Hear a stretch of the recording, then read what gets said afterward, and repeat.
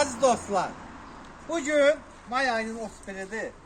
Bak, həqiqətən dostlar, sizlərə elə bir ağac göstərik ki, bak, hamının istədiyi dostlar, hamının istədiyi nə mənada? Yəni ki, hamı istəyir ki, kaprizi olmasın, nə pulluğunuz az tələb edən ağac olsun və ən əsası da qışın yaşıl qalır dostlar. Bax, qışın yaşıl qalır.